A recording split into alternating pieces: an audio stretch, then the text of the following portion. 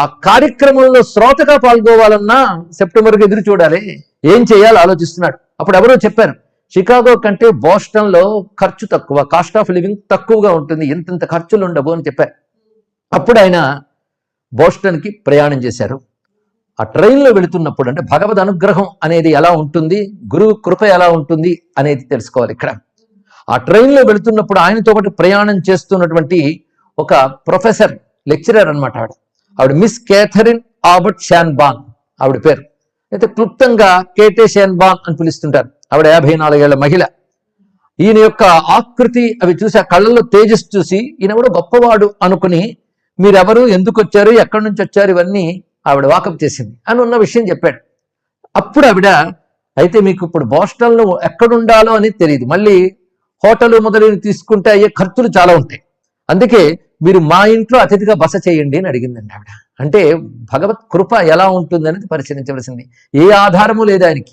ఇంకోటి గమనించవలసింది, ఒక ఇన్స్టిట్యూషన్ నుంచి కానీ, ఒక పీఠం నుంచి కానీ ఈయన ప్రతినిధిగా వెళ్ళలేదు, వ్యక్తిగతంగా వెళ్ళాడు. ఈయన దేనికి ప్రాతినిధ్యం అంటే సనాతన భారతీయ సంస్కృతికి ప్రతినిధి, పరంపరకి ప్రతినిధి అంతే తప్ప ఒక సంస్థ తరపునో బయలుదేరలేదు. రెడ్ కార్పెట్ వెల్కమ్లు ఈయనకి లేవు, ఇది తెలుసుకోవాల్సింది.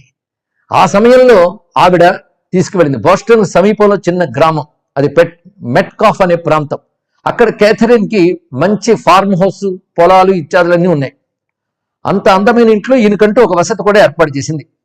అయితే ఆ సమయంలో ఆమె దగ్గర బంధువు ఫ్రాంక్లిన్ బెంజమిన్ అనేటువంటి ఆయన గొప్ప రచయిత, గొప్ప స్కాలర్, అయిన పైగా సమాజ సేవకుడు, తత్వశాస్త్రం మీద కూడా మంచి పట్టున్నటువంటి వాడు. ఆయనతో పరిచయం చేసింది. కొద్దిసేపు మాటల్లోనే ఆయన తెలుసుకున్నాడు ఈయన సామాన్యుడి కాడు, మహానుభావుడని. అదేవిధంగా హార్వర్డ్ యూనివర్సిటీలో ఒక పెద్ద ప్రొఫెసర్ జాన్ హెన్రీ రైట్ అనేటువంటి వాడు, ఆయన కూడా పరిచయం చేశారు. ఆయన కూడా ఈయనతో మాట్లాడినప్పుడు ఆశ్చర్యపోయి, కొన్నాళ్ళు మీరు మా ఇంట్లో ఉండాలని పిలిచారు. అప్పుడు జాన్ హెన్రీ రైట్ ఇంట్లో అతిథిగా ఉన్నాడు ఈయన. ఆ జాన్ హెన్రీ రైట్ ఈయనతో మాట్లాడుతూ, ఈయన చెప్తున్న విషయాలు గమనిస్తూ, ఈయన మహానుభావుడు, ఈయన దగ్గర ఉంటే విజ్ఞానం చాలా లోకానికి అవసరమైనది అని తెలుసుకున్నాడు. దీన్ని బట్టి మీరు ఎలాగైనా ఈ సర్వమత మహాసభలో పాల్గొనాలి అని ఆయన చెప్పారు. నిజానికి ఆయన పరిచయం కాకముందు ఈయన ఆ బోస్టన్లో పడ్డ వేదన చాలా విచిత్రంగా ఉంటుందండి. జాన్ హెన్రీ రైట్ పరిచయం కాకముందు ఆయన ఏది దారి అని ఆలోచిస్తున్నాడు. నేను చేతిలో అప్పటికునే $130, డబ్బు సమస్య ఒకవైపు ఉంది, మత మహాసభలో పాల్గొనగలనా అనే ఒక సందేహం, పైగా ఇక్కడికి వచ్చేటప్పుడు గురువు గారి సందేశాన్ని చెప్తాను, ఏదో చేస్తాను, ఏవో ఊహించాడు. అవన్నీ కూడా కకాకిలం అయిపోయినటువంటి భావం కలిగింది. పైగా పస్తులు ఉంటున్నాడు, డబ్బంతా కరిగిపోయింది.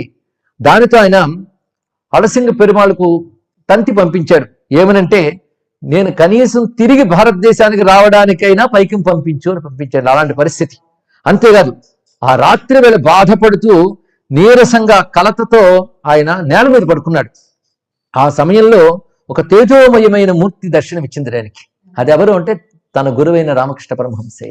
ఆయనే గమనించుకుంటున్నారు, ఏమిటిది లేనాయన, లోకం పోకడు తెలుసుకోవడానికి ఇప్పుడు అనుభవాలయ్యే, ఇంక నువ్వు అశాంతి చెందుకు అన్నారు. ఆ తర్వాత జరిగిన అంశం ఏంటంటే జాన్ హెన్రీ రైట్తో పరిచయం. ఆ హెన్రీ రైట్ తన ఇంట్లో ఉంచి ఈయనతో మాట్లాడుతూ ఉండగా ఈయన సామాన్యుడు కాడని విషయం తెలిసింది. ఈ మధ్యలో మరొక సంఘటన ఏమిటంటే, భారతదేశం నుంచి ఒక మరాఠా వనిత వెళ్ళి అక్కడ స్థిరపడింది. ఆమె ఇక్కడ మొదట వితంతువై తర్వాత రెండో వివాహం చేసుకుని, అది కూడా భర్త మరణించిన తర్వాత ఆమె అక్కడ స్థిరపడిపోయింది అమెరికాలో. ఆవిడ ఉద్దేశం అమెరికాలో నిధులు సేకరించడం పనిపెట్టుకుంది. దానితో భారతదేశంలో ఉన్న వాళ్ళని ఉద్ధరిస్తా అని అక్కడ నిధులు అడుగుతుంది. ఆ నిధులు అడుగుతున్నప్పుడు ప్రచారం ఎలా చేస్తుందంటే, భారతదేశంలో చాలా అన్యాయంగా ఉంది, ఆ హిందూ మతం మంచిది కాదు, అందులో పిల్లల్ని మొసళ్ళకి వేసేస్తుంటారు, ఆడపిల్ల పుడితే మొసలుకు పడేస్తారు, అదేవిధంగా జగన్నాథ రథచక్రాల కింద మనుషుల్ని పడేస్తూ ఉంటారు, ఇలాగా లేనిపోనివన్నీ కూడాను భారతదేశం గురించి, హిందూ మతం గురించి ఆవిడ బొమ్మలు గీసి మరీ చాలా వక్రీకరించి చెప్పిందండి. అయితే భారతీయుడు కూడా వచ్చాడు అని చెప్పగానే ఆమెకు సభ ఏర్పాటు చేసింది. అందులోకి వెళ్ళి ఈమె చెప్పినటువంటి విషయాలన్నీ ఆయన చూసి ఒక్క కథని ఖండించాడు శుభ్రంగా. పైగా ఈమె చెప్పినటువంటి విషయాలు తీసుకుని మిషనరీలన్నీ కట్టుకథలు కల్పించి హిందూ మత వ్యతిరేకత బాగా చేస్తున్నది. అలాంటి సభని నిర్మోహమాటంగా ఆమె చెప్పిన వాటిని బాగా ఖండన చేసి హిందూ మతం అంటే ఏమిటో, దాని గొప్పతనం ఏమిటో చూపించాడు. ఆ తర్వాత ఒక్కొక్కరిలో కొంచెం మార్పు వస్తున్నది. కానీ ఏ సభలో ఆయన మాట్లాడాడో సభ నిర్వహించిన వాళ్ళకి మాత్రం కొంచెం అక్కసు ఏర్పడింది. అంతేగా దీన్ని తీసుకెళ్ళినటువంటి ఆమెకు కూడాను, క్యాథరిన్కి, ఈయనపై కొంచెం చిన్న చూపు ఉందిట. ఎవరినైనా పరిచయం చేసినప్పుడు భారతదేశం నుండి వచ్చిన ఒక వింత మనిషిని చెప్పేదిట. కానీ ఆయనకు మరొక ఆస్కారం లేక సహించాడు. కానీ హెన్రీ రైట్ మాత్రం ఈయన గొప్పతనాన్ని గ్రహించగలిగాడు. దీన్ని బట్టి యువత తెలుసుకోవాల్సింది ఏంటంటే, ఒక ప్రయత్నం చేసేటప్పుడు అన్నీ అలా అమరిపోవు, ఇబ్బందులు ఎదురుగుతాయి. సన్మానాలు కావాలనుకున్నప్పుడు అవమానాలు కూడా ఉంటాయి. అయితే ఈయన సన్మానాలు ఆశించలేదు, కానీ అవమానాలు ఎదుర్కొన్నాడు, కానీ నిగ్రహించుకున్నాడు. అలాగని చెప్పి ఎక్కడ మెతకతనం చూపించలేదు. ఆయన వెళ్ళేటప్పుడే చెప్పాడు, నేను ఏ సందేశాన్ని చెప్పదలుచుకున్నానో దాన్ని నిర్భయంగా చెప్తాను, స్వచ్ఛంగా చెప్తానని చెప్పాడు. మొత్తం ఆయన పర్యటనలో ప్రతి చోట కూడా నిర్భయత్వం వదలలేదండి. అక్కడ చుట్టూ కాని వాళ్ళు ఉన్నప్పటికీ కూడా వాళ్ళు ఏమో అనుకుంటారని కాకుండా సత్యాన్ని చెప్పడంలో ఆయన విరుదీయలేదు. ఒక ఉత్తమమైనటువంటి సందేశాన్ని ఇవ్వవలసిన వాడికి ఉండవలసిన అర్హత అది, ఇది తెలుసుకోవాలి. అంతేగాని అవతల వాళ్ళ మెప్పుల కోసం, మెరమెచ్చుల కోసం లేనిపోని మాటలు నంగిగా మాట్లాడి మన సంస్కృతిని మనం తగ్గించుకోకూడదు, ఇది తెలుసుకోవాలి. ఆ మహానుభావుడు ఎంత ధీరంగా మాట్లాడండి. ఒకవైపు ఆశాజనకం కాని పరిస్థితులు అయినప్పటికీ ఎంత ధైర్యంగా ఉన్నాడో తెలుసుకోవాలి. ఇతని మాటలు విన్న తర్వాత హెన్రీ రైట్ ఒక మాట అన్నాడు. ఎందుకంటే మేధావులు గుర్తించగలరు మరొక మేధావిని.